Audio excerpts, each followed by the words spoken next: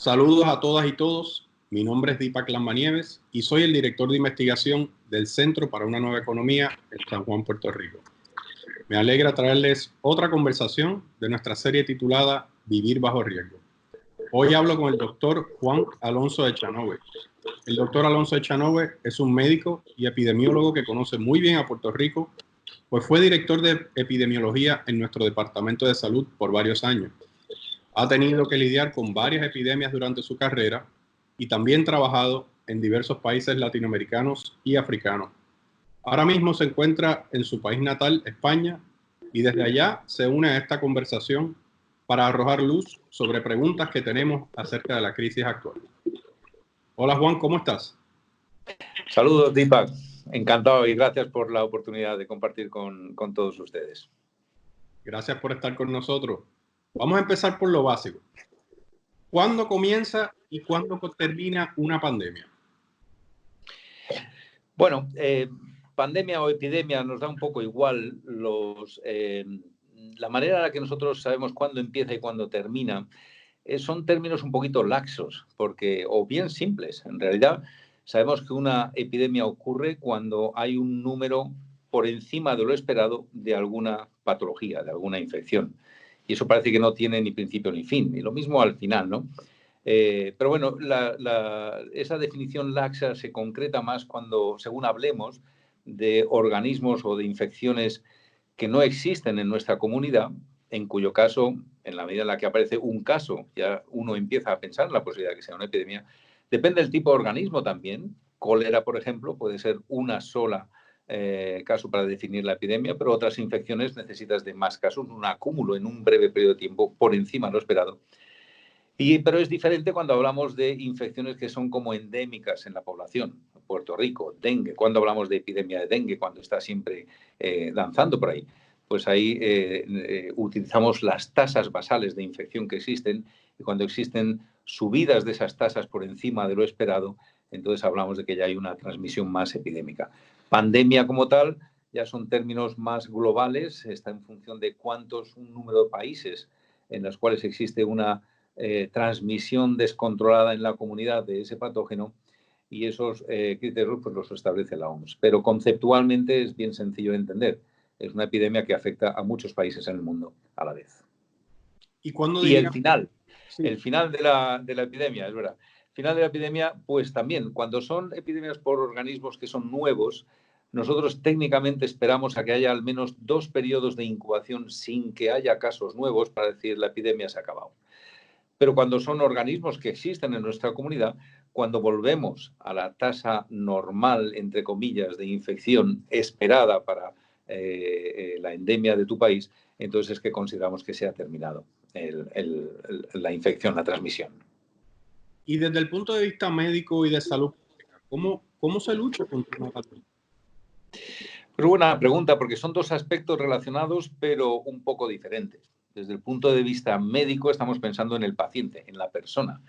Y ahí lo que nosotros necesitamos de verdad es tener la capacidad de diagnosticar pronto al paciente, disponer de tratamientos farmacológicos que sirvan para curarlo o incluso para profilaxis de esa infección. Nos preocupa la protección del personal que cuida a esa persona, del personal sanitario. Y nos preocupa también si nuestro hospital va a ser capaz de asumir tantos casos que puedan ocurrir en poco periodo de tiempo, ¿no? Cuando hablamos entonces de salud pública, lo que estamos pensando no es en una persona, sino en una población. Pero los elementos de diagnóstico, tratamiento y prevención también están ahí. Así que nosotros queremos diagnosticar una epidemia desde el punto de vista poblacional en base, y lo que nos preocupa es nuestra capacidad de detectar pronto que están ocurriendo casos, confirmarlos pronto, para poder entonces tratarlos pronto, las medidas de confinamiento, control, seguimiento de contactos, etcétera, y eventualmente poder tratarlo pronto. Y para eso necesitaremos la adquisición de vacunas o de fármacos que puedan servir no fármacos, pero bueno, anticuerpos monoclonales, diferentes tratamientos que nos pueden servir también para tratar tempranamente a grandes masas de población. También desde el punto de vista de salud pública, la capacidad del sistema para poder asumir que haya de repente cientos o miles de casos de pacientes que necesitan atención sanitaria, especialmente de atención grave, la capacidad de camas en ICUs, de respiradores, son elementos que desde el punto de vista de salud pública tenemos que manejar. Y entonces, en ese contexto, háblanos de la importancia de las pruebas. O sea, ¿qué tipo de pruebas se tienen que hacer y por qué? Bueno, tenemos en realidad dos tipos, o de momento por lo menos dos tipos de pruebas. Unas pruebas que lo que nos permiten es detectar la presencia del virus, es decir, detectar qué paciente está infectado ahora mismo. Y otras pruebas que nos permiten detectar lo que son los anticuerpos que genera el cuerpo contra ese virus, es decir, los pacientes que se han curado y que están inmunes frente a ese virus. Y son dos pruebas distintas que se utilizan o se necesitan de diferente manera según el momento de la epidemia. Así que cuando estamos al inicio de la epidemia nos interesa detectar cuanto antes quién está infectado para poder actuar rápido y poder contenerlo. Así que la identificación y el aislamiento de casos depende claramente de ese tipo de prueba. En cambio, ahora, por ejemplo, en España ya estamos entrando en una fase en la que necesitamos saber cuánta gente se ha infectado. Si hay otro tipo de estudios y para eso necesitamos saber y medir los niveles de anticuerpo o las personas que tienen anticuerpos contra la enfermedad. Eso va a ser muy importante en la fase de desescalamiento que llaman, en la que a lo mejor vamos a tener que pasar por fases de identificar quién está protegido para poder trabajar, mientras que aquel que no está protegido va a tener que a lo mejor seguir medidas de confinamiento más prolongadas. He escuchado de algunos expertos o personas que se reclaman ser expertos que en algunas ocasiones, si empezamos tarde a hacer las pruebas, hay un tipo de prueba que ya no nos va a ser útil, como para hacer el rastreo de casos o para identificar la infección, sino que debemos de brincar directamente a la de prueba de anticuerpos. ¿Tú estás de acuerdo con esa posición o cuál es tu posición al respecto? Va a depender mucho de la fase de la epidemia. Siempre van a hacer falta las dos pruebas. Al principio solo va a hacer falta las pruebas de diagnóstico de presencia del virus. Pero eventualmente, y especialmente con coronavirus, en el que se sospecha que vamos a convivir con él durante bastante tiempo, siempre vamos a necesitar el poder identificar pequeños brotes y actuar rápidamente. Y para eso vamos a necesitar los test de diagnóstico. En cambio, para tomar medidas de salud pública de cuánto liberamos el confinamiento, el conocer el grado de inmunidad que existe en la comunidad, lo que se llama la inmunidad de rebaño, la herd immunity, nos da una buena indicación de cuánto va a progresar o cuál es el riesgo de que progrese la infección. Y para eso sí que necesitamos las pruebas de anticuerpos. Así que no son una u otra, van a ser falta las dos dependiendo de la fase de la epidemia y cómo la utilicemos, ¿no?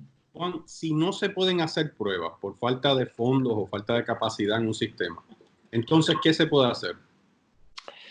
Claro, eso nos deja un poco cojos y nos hace ser un poco menos específicos a la hora de manejarlo, ¿no? En las epidemias normales contamos con que siempre va a haber algún país o alguna región en la que no tienen el brote y nos pueden ayudar. La situación en una pandemia como es ahora, en la que todo el mundo, la demanda es tan brutal de test diagnósticos, pues vamos a carecer de ello. Así que necesitamos un plan B. Entonces, ¿qué podemos hacer en esos casos? Bueno, manejar las herramientas que conocemos, pero de otra manera. Así que primero es manejar definiciones de caso que sean menos sensibles. Una definición de caso no es más que una descripción que nos hace identificar a los sospechosos. Es como cuando hay un robo o un asesinato, la policía establece un croquis y define que puede ser una persona de tal edad, de tal estatura, rubia, y va dando una serie de detalles que permiten identificar sospechosos. En epidemiología es igual, nosotros damos nuestros detalles en una definición y nos permite identificar sospechosos. Sospechosos que después podrás o no confirmar dependiendo de la presencia de tests. Cuanto menos específica es esa definición, más casos vamos a identificar que no son reales o que no son positivos. Pero nos permite, de todas maneras, aplicar medidas de contención, aunque no lo sepamos. La diferencia es que las medidas de contención van a tener que ser masivas para poder nosotros poder contener. Luego, eso es una de las limitaciones, una de las herramientas que podemos usar, es el cambio en la sensibilidad de las definiciones de caso para poder ir identificando esos sospechosos y actuar. Después, en cuanto al tratamiento, las medidas de contención, cuanto más sepamos dónde está el brote, más específicas podrán ser, más contenidas. Cuantos menos test de diagnósticos tengamos, más tendremos que hacer lo que hemos hecho ahora, que es confinar a todo el mundo y bloquear el país, porque si no, la infección va a continuar. Luego, eso es una limitación con la que vamos a tener que convivir. Tampoco vamos a poder manejar o entender bien la evolución de la epidemia, porque no vamos a tener casos positivos, así que nos tendremos que fijar en otros indicadores que pueden ser más tardíos o menos específicos. Y los dos indicadores más claros que vamos a poder manejar es la mortalidad, cuánta gente se está muriendo. Aunque no sepamos si es de coronavirus, las poblaciones se comportan de manera muy similar según las temporadas y las estaciones. Así que uno esperaría que en marzo de este año se muriese la misma cantidad de gente más o menos que en marzo del año pasado.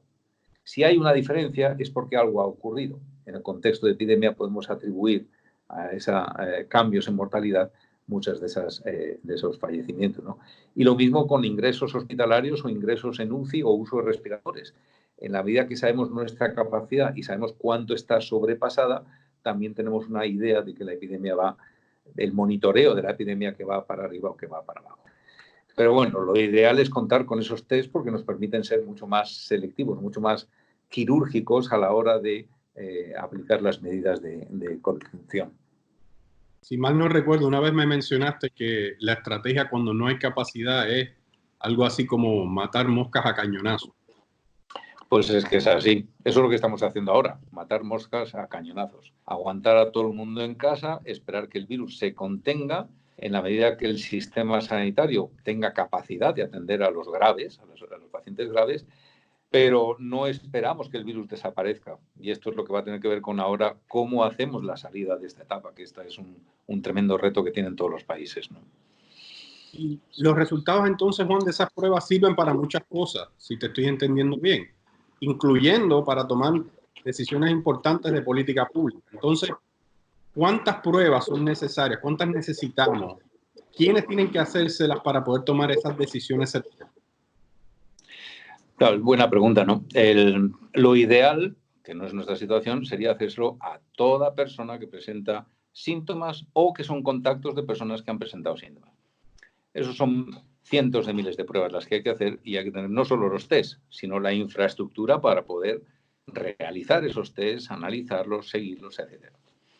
Luego, cuando estamos en situaciones como ahora, en las que los recursos son limitados, lo que tenemos que hacer es priorizar a quién le hacemos los test con los que contamos. Y hay 4 criterios para aplicar esa prioridad desde mi punto de vista.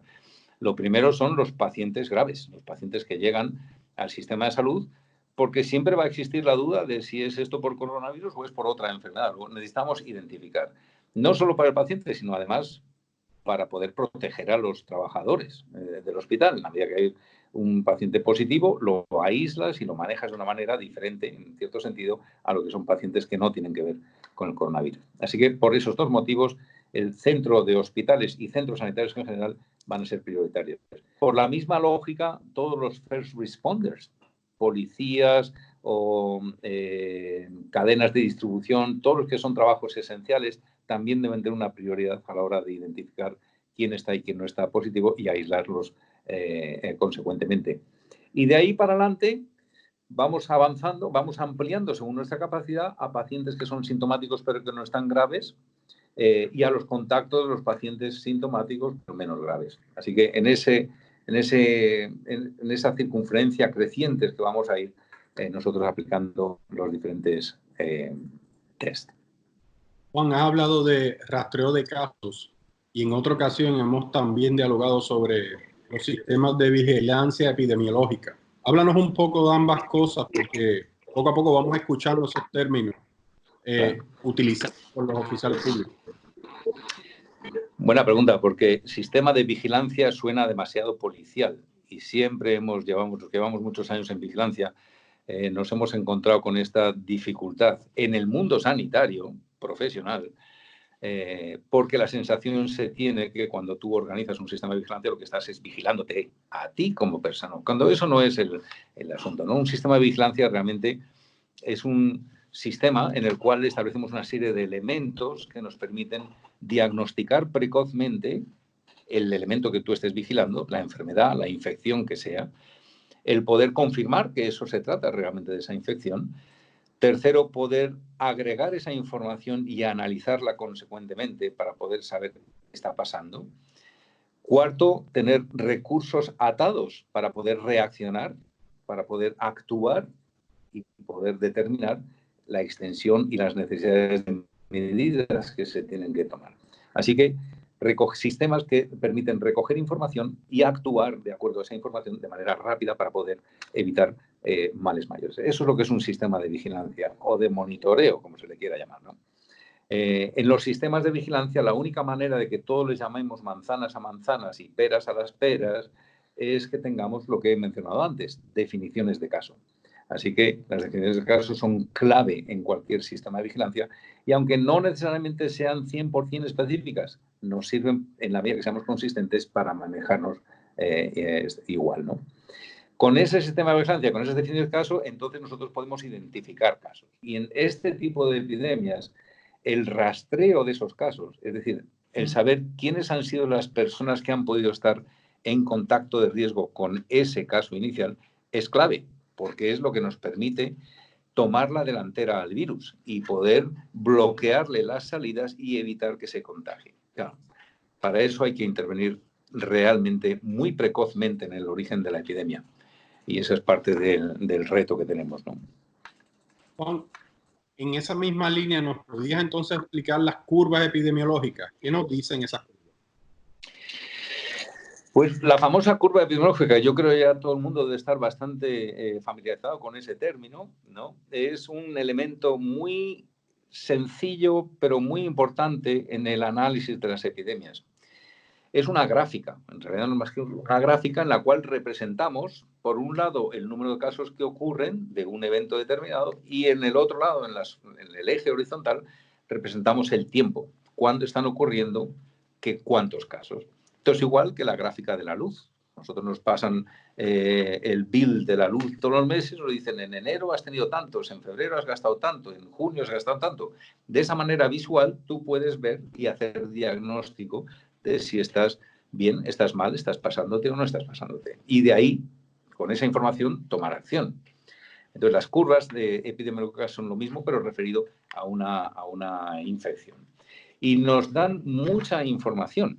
Para nosotros nos sirven, primero, para poder entender la tendencia en el tiempo. Es decir, ¿están creciendo el número de casos? Eso ya nos da una sensación de alerta. ¿O están descendiendo el número de casos? ¿O estamos estacionados? Nos da una idea también de magnitud. ¿Estamos hablando de 10 casos o estamos hablando de 100.000 casos? Esa magnitud nos la dan también visualmente lo que es la gráfica de la curva epidémica. También nos permite sospechar el mecanismo de contagio. Las epidemias que surgen porque de repente tú has comido algo que está en malas condiciones, tienen una forma muy típica, con un pico muy agudo y desaparece, porque todos han estado sometidos a una misma exposición un tiempo breve.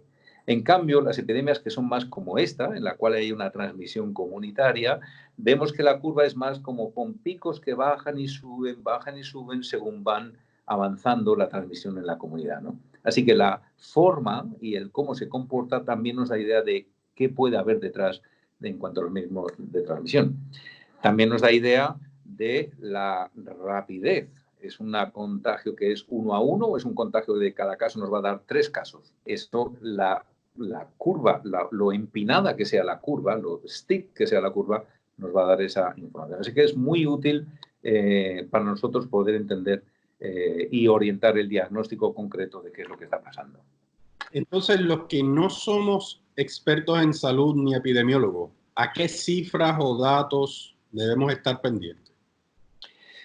Pues muy buena pregunta, porque se inunda el medio de cantidad de cosas sin saber muy bien por qué. Entonces yo creo que lo importante es hacernos la pregunta de cuáles son las preguntas más importantes que preocupan a la población, ¿no? A la población que no es epidemióloga, como tú dices, o no es técnica del proceso. Y para mí las preguntas que la población, todo el mundo tiene en mente es, primero, ¿cuál es la magnitud de la epidemia? ¿Cuál es la magnitud de este problema? Y para eso necesitamos datos que tienen que ver con el número de casos acumulados. Ya llevamos 1,5 millones en el mundo de casos, una magnitud grande. Y también no solo el número de casos diarios, sino el número de muertes. ¿Es una epidemia que da muchos casos o es poca mortalidad? La gravedad de la epidemia viene en base a esa magnitud, ¿no? La segunda pregunta es la velocidad. ¿Está esto ocurriendo mucho, muy rápido o no? Es un poco el símil de ir en un carro. Es diferente ir a 60 millas por hora que ir a 100 millas por hora. Así que la velocidad en sí nos preocupa. Y eso nosotros lo podemos identificar en las curvas en función del número de casos nuevos diarios. 600 casos nuevos diarios, 900 nuevos diarios. Eso nos da una idea de esa velocidad. El tercer aspecto para mí es la acelerar. No es lo mismo pasar de 0 a 60 millas por hora en un segundo que en 15 segundos. La impresión que te provoca es distinta de riesgo, ¿verdad? Pues eso nosotros lo podemos saber en el términos de epidemias en función del porcentaje de casos nuevos cada día. Si cada día hay un 5% de casos nuevos, es diferente a que cada día en la última semana hemos tenido un 30% adicional nuevo de casos. Nos da una idea de la exponencialidad y la contagiosidad que tiene la epidemia, ¿no? Después la dirección. ¿Estamos bajando o estamos subiendo? ¿Es ese porcentaje de casos positivo o negativo? O esa es otra pregunta respondida con el porcentaje de casos nuevos cada día. Una pregunta típica. ¿Hemos llegado ya al pico o no hemos llegado al pico? ¿O va a seguir avanzando? A ver, eso también tenemos la medida en la que el porcentaje de casos nuevos está en 0, sabemos que estamos estabilizados. Si empieza a ser negativo, sabemos que estamos ya bajando de ese pico. Y por último, la gran pregunta de ¿cuánto va a durar? O sea, hasta ya hemos llegado al pico, estamos en el plató, pero incluso estamos bajando, pero ¿cuánto vamos a tardar en bajar? Ahí también, de nuevo, la pendiente, lo intenso de la pendiente, nos da una idea de cuánto vamos a tardar en llegar al final o no vamos a llegar al final. Así que para mí esos son elementos claves. Y ya lo último que a todos nos interesa es, vale, muy bien, esto está pasando en China, pero ¿y qué pasa aquí? ¿Qué pasa en España? ¿Qué pasa en Puerto Rico? Así que todas esas preguntas, ¿cómo se aplican a tu comunidad, a tu región, a tu país? Te da también una perspectiva de si estoy yo en riesgo o yo no estoy. ¿De acuerdo? Es decir, que tenemos que mirar estos datos no solamente a una escala global y de país, sino también a nivel comunitario. Absolutamente. Y conforme avancemos en la epidemia, va a ser mucho más importante, porque va a ser cómo se van a impactar de verdad la movilidad y la contención de las personas, de la población y del trabajo en función de esas áreas que se van a ir contagiando de un lado para otro. Es decir, que necesitamos cada vez más datos para poder entonces tomar las decisiones más precisas. Desafortunadamente, como no tengamos datos, vamos a tener que seguir matando moscas a cañonazos, porque es que si no, no hay manera de actuar más precisamente. Y Juan, hay que tener cautela también con estos datos porque, según me habías explicado anteriormente en una conversación previa, los datos que estamos viendo hoy en algunas de estas curvas es básicamente lo que pasó hace un mes, dependiendo, y eso depende mucho de cómo se comporta el virus y el periodo de incubación y otros elementos. Cuéntanos más sobre eso. Claro, nosotros estamos viendo con estos elementos, estos datos, una fotografía de algo que pasó antes. Si entendemos cómo es la enfermedad, yo me infecto aquí, pasan unos días, tengo síntomas, pasan otros días, 7 días, más o menos 5 o 7 días, tengo una enfermedad grave, ingreso en el hospital, que es uno de los indicadores, pasan unos días y me pongo más malo, ingreso en la UCI, otro indicador, siguen pasando días y aguanto 7 o 10 días en la UCI, finalmente me muero. Es decir, que si yo me infecté aquí en un viaje que hice a Jayuya, van a pasar un mínimo de 2 a 4 semanas cuando yo aparezco como un fallecido en las gráficas. Luego, toda la información de casos nuevos y de fallecidos que disponemos a día de hoy corresponde a cuándo se infectó el paciente 2 a 4 semanas atrás. Así que siempre va a haber un tiempo, un lag time, un tiempo de retraso para nosotros poder entender que lo que está pasando hoy corresponde o no a que están mejorando las cosas. Y eso hay que tenerlo siempre en mente porque hay ansiedad. Así que si hoy nos han encerrado, llevamos 2 semanas encerrados y los casos siguen subiendo, ¿pero por qué siguen subiendo? ¿Es que no funcionan las medidas? No, es que todavía no tenemos la capacidad de confirmar cuánto de eficaces están siendo todas estas medidas por ese tiempo de separación entre los outcomes, los resultados, ingresos, UCI, respiradores, muerte y el inicio del contagio. Te pregunto, Juan, ante todo esto que hemos hablado, ¿cuándo se va a acabar el encierro? ¿Y cuándo se debe terminar el encierro? O sea, la pregunta del millón. Pues, no, antes de responder a esto, me gustaría traer un punto positivo, porque es una pregunta muy importante. Entonces, hablamos de encierro y técnicamente es verdad, pero encierro tiene una connotación como de obligación, una connotación un poco punitiva. A mí me gustaría transformar eso más que nada, más que en un encierro involuntario, en cuál es nuestra contribución activa como personas para que cuanta menos gente sufra y fallezca, mejor. Así que nosotros quedándonos en casa estamos contribuyendo activamente. Nadie nos ha encerrado. Estamos voluntariamente, de verdad, queriendo que esto pase cuanto antes.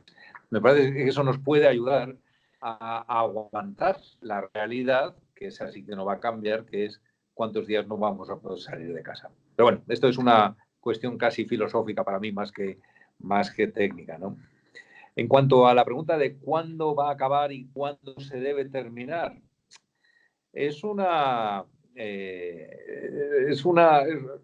son 2 preguntas que son muy parecidas, pero no tienen nada que ver la una con la otra, ¿no? Y además hay otro aspecto que también hay que tener en cuenta, no solo cuándo se va a acabar, sino cómo va a ser esa transición, que también está ligada a la segunda, ¿no?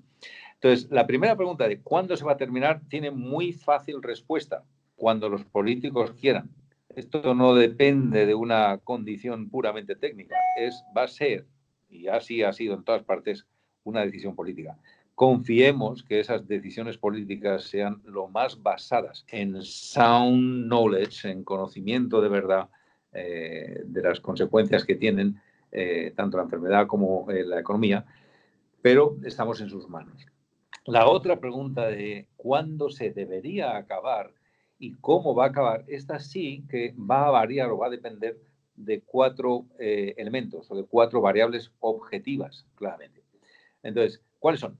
La primera, la capacidad, y fundamental, la capacidad de nuestro sistema de salud para soportar la carga de enfermedad que le llega. Lo que hemos mencionado antes, número de camas de ICU, número de respiradores que disponemos y no solo material, personal sanitario. ¿Cuánto personal sanitario disponemos que no esté enfermo o que no esté contagiado y en aislamiento? Porque eso va a limitar un montón nuestra habilidad para poder manejar la epidemia. Cuanta menos capacidad tengamos, más restrictivos y más vamos a tardar en salir. Lo segundo es la masa de virus circulante. Es decir, si nosotros tenemos 1.000 casos detectados, sabemos que por cada caso detectado va a haber del orden de 10 a 50 casos no detectados. Y esos 1.000 casos detectados, el 90%, 900, están todavía activos en el hospital con virus o en sus casas en aislamiento. Si tú abres la espita en ese momento, la masa de virus que va a circular va a ser enorme. Así que esa masa virus circulante la podemos estimar en base a la proporción de casos detectados y de casos ya inactivos o de casos ya curados, por así decirlo, ¿no? O por lo menos es uno de los elementos, junto con los otros. Y el tercer elemento que tenemos que tener en cuenta es cuál va a ser nuestra capacidad, una vez que abramos las puertas, de tener un sistema de vigilancia activo, como el que hemos mencionado antes.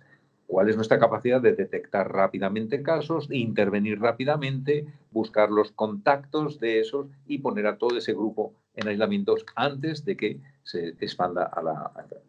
Cuanta menos capacidad tengamos, más va a durar la vigilancia, o sea, más va a durar el encierro.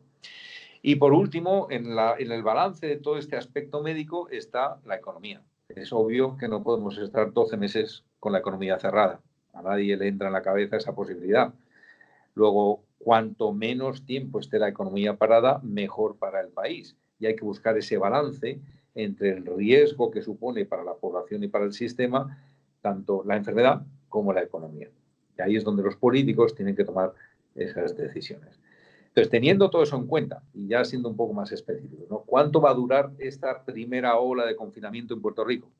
Pues entonces, nosotros ya tenemos experiencia, la suerte de ir segundos, como decía Unamuno, que investigan los otros, ¿no? Pues ser segundo o ser tercero da unas ventajas y es que podemos aprender de los demás. Entonces, lo que hemos visto tanto en China como en Corea del Sur, como más cercanamente, por lo menos desde España, lo que ha pasado en Italia, España y lo que ha pasado en Grecia, es que las medidas de confinamiento agresivas que hemos vivido vienen a durar entre 2 meses, 2 meses y medio, entre 8 a 10 semanas.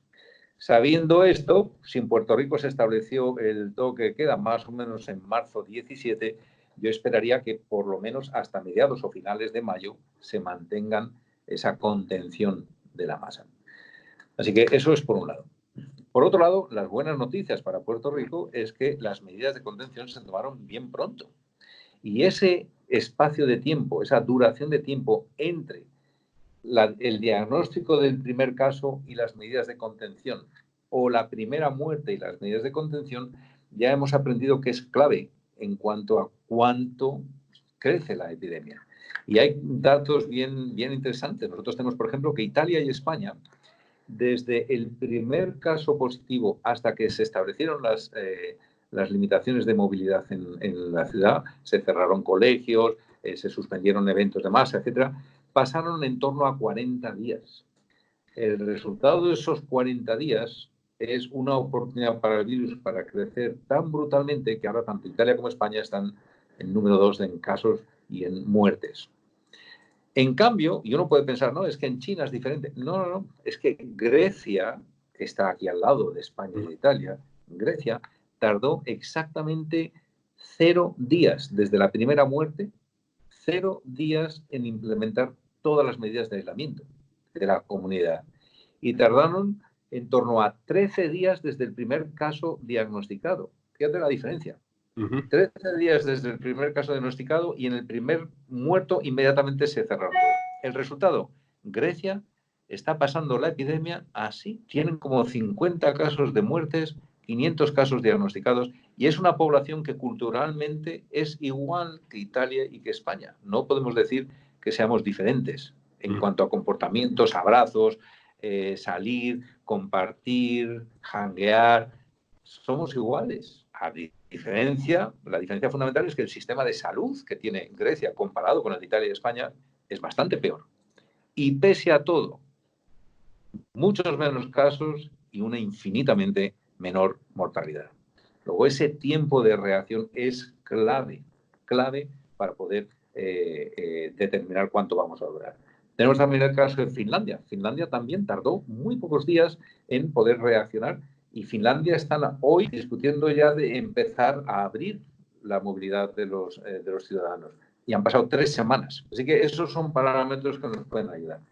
Yo estaba mirando los datos de Puerto Rico ahora. En Puerto Rico, como dije, está muy bien, que es que pasaron solamente 4 días desde el primer caso, el día 13 de marzo confirmado, aunque ya se venía sospechando desde el día 8, hasta el 17 que se establecen las medidas de contención. 4 días solo de reacción es un tiempo de reacción muy rápido.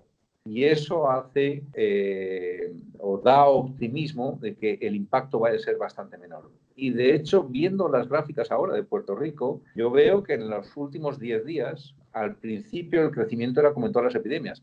Cada 2-3 días se doblaba el número de casos. Y el crecimiento iba así, doble, cada 2-3 días. Ya llevamos 8 días que el doblaje de casos ocurre cada 5 días, 5 o 6 días. Es decir, se ha ampliado el tiempo que tarda en doblarse el número de casos, lo cual quiere decir que la contagiosidad está bajando y para mí que las medidas de contención están funcionando. Así que yo creo que esos son motivos también el porcentaje de número de casos de un día para otro, no veo una tendencia, sino que veo que sube, baja, pero no hay un claro despegue abajo, o cuántos están cumpliendo las medidas de aislamiento, me parece que está navegando positivamente el caso de Puerto Rico. Me faltan muchos datos, por supuesto, de ingresos hospitalarios, necesidades de UCI, para poder completar el cuadro, pero me parece que son motivos de esperanza. Así que ese, en cuanto al cuánto, vamos a depender de todos esos elementos hablados, pero yo creo que hasta mediados de mayo, finales de mayo, no se debería levantar ese aislamiento. La otra cosa es el cómo. ¿Cómo vamos a salir? ¿Van a decir de repente un día se acabó todo el mundo a la calle vamos a la placita? ¿Va? No, eso no va a ser así. Espero que no sea así, porque sería una responsabilidad enorme. Cada vez hay más consenso que esa vuelta a la normalidad, primero, no haya de verdad una inmunidad global de rebaño por vacunación o por enfermedad suficiente de 60, 70, 80% de la población, aquí nada va a ser normal. Así que hagámonos a la idea de eso. 2 años de parecer normales. Entonces, ¿cómo vamos a llegar a ese aparente normal?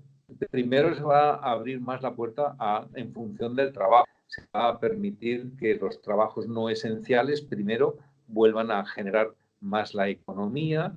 Se va a permitir que a lo mejor se salga más a la calle para hacer deporte o no. Se va a permitir a lo mejor a niños, se va a permitir en función de horarios, en función de número de la calle, impares, pares, hay diferentes estrategias en las que se va a permitir ir liberando el salir simplemente, pero siempre manejando cuánta población puede o es capaz de manejarse. Lo último que va a funcionar todo esto va a ser turismo y, por supuesto, los eventos de masa. Conciertos, partidos de béisbol, fútbol, lo que sea. Todo eso está proscrito durante bastante tiempo. Cada vez, entonces, se va a salir y ya es muy probable que vuelva a haber otra masa de virus circulante y va a empezar a haber otra vez casos. Ahí es donde entra el nivel de vigilancia. En la medida que los casos que vayan apareciendo nuevos empiecen a acercarse al límite de la capacidad de UCIs y de respiradores que tiene el sistema, se va a volver otra vez a confinar a todo el mundo. Así que vamos a ir con olas de medio expansión del virus, confinamiento y olas de relajación, vamos a la calle por partes. Esto va a seguir así en función, como digo, de cuánto podemos detectar y ser rápidos actuando y cuánta es la inmunidad que hay en la población. Después, y yo creo que eso es básicamente el cómo nos tenemos que ir haciendo la idea de esa evolución en fases y esperar la vacuna, que la vacuna, claro, la vacuna hay mucha esperanza en ella, pero los expertos en vacunas todos están de acuerdo.